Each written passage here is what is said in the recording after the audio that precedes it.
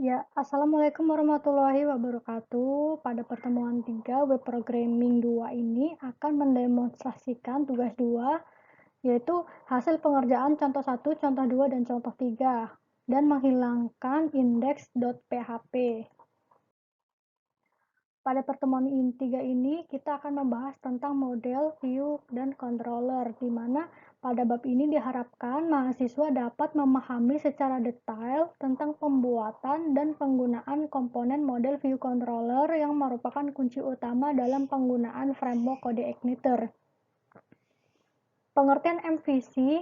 Pada pengertian CodeIgniter di atas, tadi dijelaskan bahwa CodeIgniter menggunakan model view dan controller. Apa itu MVC itu?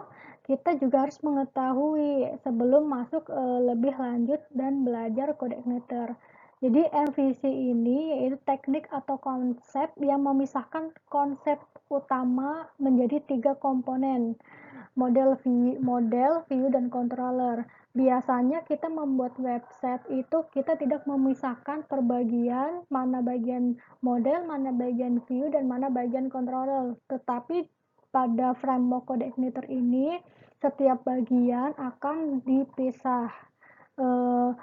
Karena pada model view controller ini sudah membagi part-part dan mereka saling bekerja sama. Makanya CodeIgniter ini, framework CodeIgniter ini cocok digunakan sebagai pengembangan sistem yang berkelompok karena jelas pembagian tugasnya. Ya, bagian model yang pertama yaitu model adalah kelas yang mempresentasikan atau memodelkan tipe data yang akan digunakan oleh aplikasi. Sebagai catatan, semua model harus disimpan pada folder application, terus model di situ. Kemudian bagian view. View merupakan bagian yang menangani halaman user interface atau halaman yang akan muncul atau tampilan ya. Bagian user interface itu dan disimpan di bagian application dan juga view. Kemudian bagian controller. Controller merupakan kumpulan instruksi aksi yang menghubungkan model dan view. Jadi tanpa controller ini, model dan view itu tidak akan meload atau tidak akan jalan. Untuk bentuk umum dan contoh-contoh penggunaan model view controller serta hasilnya nanti kalian bisa dilihat pada halaman 9. Yang kedua yaitu menentukan controller standar atau default dari controller tersebut. Controller ini biasanya akan memanggil secara otomatis ketika user menyertakan nama controller di URL.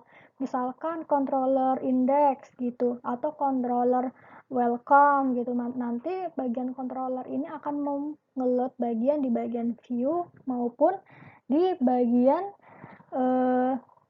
modelnya. Kemudian pada contohnya di sini ada localhost, rental mobil, terus index.php. Di bagian ini dia akan memanggil bagian index.php di bagian rental mobilnya, di bagian view rental mobil tersebut. Pada contoh di atas kita menyertakan nama controller yang akan dipanggil. Ya, benar seperti itu. Selanjutnya, controller standar dapat ditentukan sendiri sesuai dengan keinginan, yaitu dengan cara melakukan konfigurasi pada file application config terus router.php. Pada baris ini yaitu controller welcome. Ubah kata welcome dengan nama controller yang diinginkan untuk dijadikan controller standar. Misalkan kita akan membuat controller latihan, jadi kata welcome ini kita bisa merubah ke latihan 1, latihan 2 seperti itu. Nanti kita baru membuat bagian view-nya, kita buat folder baru dengan nama yang sama di bagian controller. Jadi misalkan kita membuat nama latihan 1, jadi nanti kita membuat folder baru lagi di bagian view latihan 1 juga. Nanti bagian controller akan memanggil bagian view untuk ditampilkan di web. Selanjutnya, aturan merancang model, view, dan controller. Model secara umum, perancangan model dapat dibuat menggunakan aturan sebagai berikut. Yang pertama, model harus memiliki atribut yang dapat mewakili elemen tertentu. Model biasanya berisi kode-kode yang menangani proses bisnis untuk data yang bersangkutan, misalnya untuk melakukan proses validasi data. Yang ketiga, model boleh berisi kode-kode yang digunakan untuk memanipulasi data, misalnya untuk menambah baris, atau mengubah baris, atau menghapus baris, yaitu konsep di bagian CRUD gitu ya. CRUD itu sendiri berarti create, R write, yaitu U-nya update, dan D-nya delete, seperti itu. Model harusnya tidak berisi kode-kode yang berkaitan langsung dengan permintaan yang dilakukan oleh user melalui URL, tidak berisi get maupun post. Pekerjaan seperti ini harusnya dilakukan oleh controller. Model harusnya tidak berisi kode-kode yang berkaitan dengan presentasi tampilan halaman web yang akan disajikan ke hadapan user. Pekerjaan semacam ini seharusnya dilakukan oleh bagian view. View sendiri. Berikut ini aturan yang dapat digunakan untuk merancang view atau tampilan.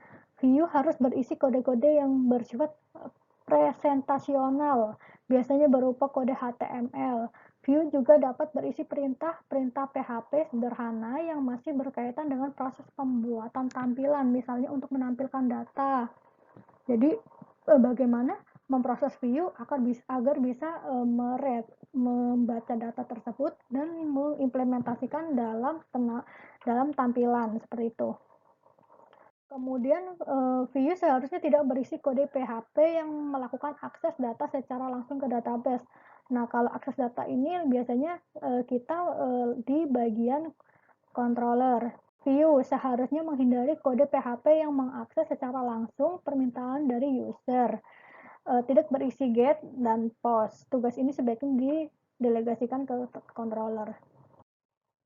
Bagian controller, berikut ini aturan yang dapat digunakan untuk merancang controller. Yang pertama, controller boleh mengakses get, post, dan variabel PHP lainnya yang berkaitan dengan permintaan user. Controller boleh membuat objek instan dari kelas-kelas model dan mengarahkan ke view jika model bersangkutan menghasilkan data yang perlu ditampilkan ke user. Yang ketiga, controller seharusnya tidak berisi kode-kode yang mengakses data secara langsung ke database. Tugas seperti ini biasanya dilakukan oleh model, dan controller tidak menggunakannya. Controller seharusnya tidak berisi kode-kode HTML yang diperlukan untuk tujuan presentasi. Tugas ini sebaiknya dilakukan oleh view. Parsing data ke view. Untuk memparsing data dari controller ke view, Anda harus memparsingkan dengan menggunakan bantuan array. Jadi data yang diparsingkan, kita akan memasukkan ke bagian array. Perhatikan contoh memparsingkan ini pada halaman 16 sampai dengan 20. Jangan lupa dibaca modulnya sebelum kalian bertanya atau memahaminya terlebih dahulu.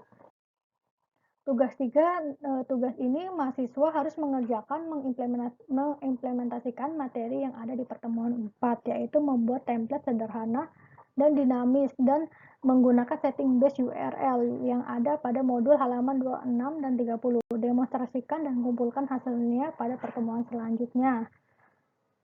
Terima kasih.